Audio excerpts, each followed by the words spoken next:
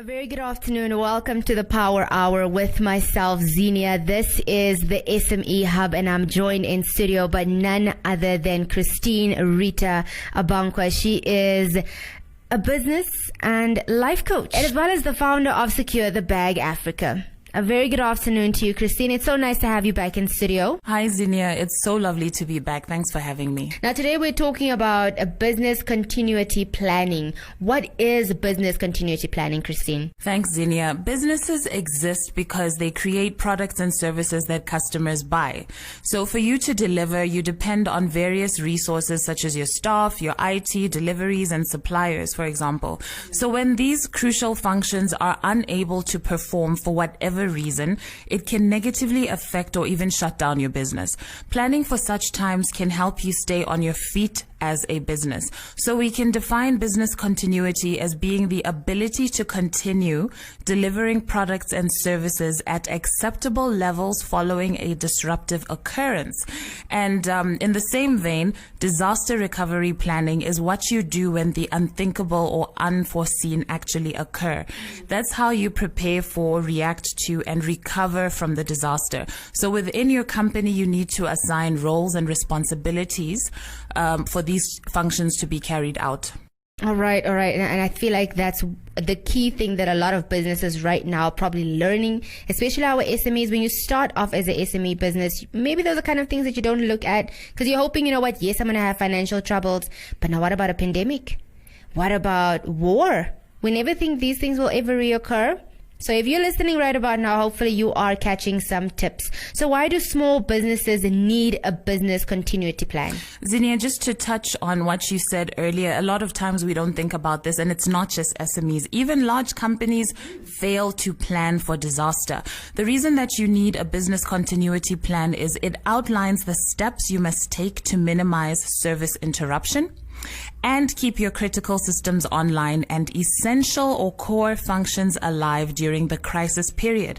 It helps you to prioritize the most important business areas and consider reverting to manual methods or moving online if that's what your company needs at the time. So it depends on what serves you at that time. In a nutshell, business continuity ensures that your most essential services remain available until the disaster passes. The disaster recovery plan kicks in with all the steps involved in planning and adapting to potential disaster, with a roadmap that will restore your operations to normal. It helps you to minimize the long-term negative effects. So both solutions are important in order to minimize the short-term and the long-term effects on the company. So, for example, you can see what the government is doing right now through the stages of the COVID-19 state of emergency. And we really have to be patient with the process, or we risk major business disruptions if the COVID pandemic gets out of hand. As it is, several businesses have been hit so hard that they may never fully recover or even open again. You can imagine what would happen if there were no controls in place. We need to remember we don't operate in a vacuum. So a sick community cannot buy from you, nor can they work for you. All right. I think that's the most important part. Also remembering, as Christine just mentioned, the fact that we're going in stages and a sick community can't buy from you. So while we are out there doing our shopping, while you're out there trying to start a new business, while you're out there trying to buy alcohol, please still keep the social distancing. Stick with me right here on the Power Hour. This is the SME Hub, and I'm talking to Christine Rita Abankwa, the founder of Secure the Bag Africa, a business as well as a life coach. If you are just joining us, we are talking about business continuity planning. Now, Christine, what are a few tips for SMEs to prepare a business continuity plan? Thank you, Xenia. I will give you a few tips. The first thing I would say is conduct a business impact analysis. So this is where you identify your most critical processes and supporting resources. The second thing that you can do is identify the main levels of threat and the impacts they may have. And one example of that could be the stages of our states of emergency. So what are you dealing with at each stage? The third tip that I can give is create plans to help you maintain continuity. So for example, with your staff, how will you pay them and how much? Will they work from home? Your suppliers. Do you need to change delivery methods? Can you negotiate better prices or different payment terms? And your IT infrastructure. This includes your email, your telephones, and even cloud storage solutions. You need to train core staff to oversee and execute your plan, or it's not going to work. And then you need to keep reviewing this plan so that you can keep abreast of what is happening around you and within the organization. All right. Now, what are the dangers of not preparing for a business continuity plan? I can liken it to having a compromised immune system. So when a virus like corona hits you, it diminishes your chances of survival if your immune system is compromised. That is exactly what happens when you don't plan for business continuity and disaster recovery. By the time you put a plan in place, it may be too late, and the financial damage and loss of customers may bring you to your knees.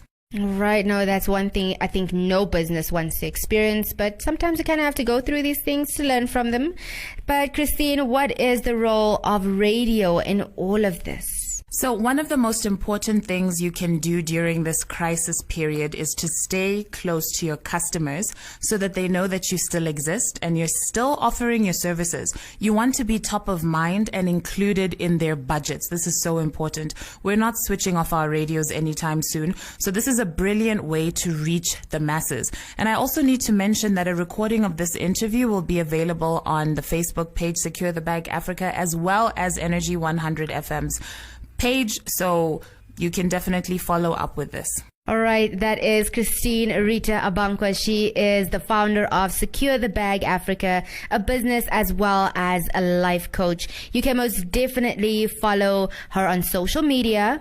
That is at Secure the Bag Africa. And before I let you go for this afternoon, Christine, just once again, what is Secure the Bag Africa all about? And if I'm an SME and I would really like to be part of this business, or rather the discussion panel, or simply just get a hold of some of your recordings, where do I go? Zinnia, Secure the Bag Africa Pan-African Success Accelerators is a high-performance coaching platform. So we bring together coaches, speakers, entrepreneurs, and consultants from across the continent and those in the diaspora. And the whole aim is for us to jointly contribute to the African body of knowledge. One of the things that we do right now is offer a series of free webinars, and you can find that on our Facebook page, and they're educational and they speak to your business and your career. I want to thank you so much, Christine, for taking the time to talk to us every Thursday, and I look forward to doing this again next week, Thursday. Thanks so much, Zinnia. See you soon. I was talking to Christine Rita Abankwa from Secure the Bag Africa, and this is The Power.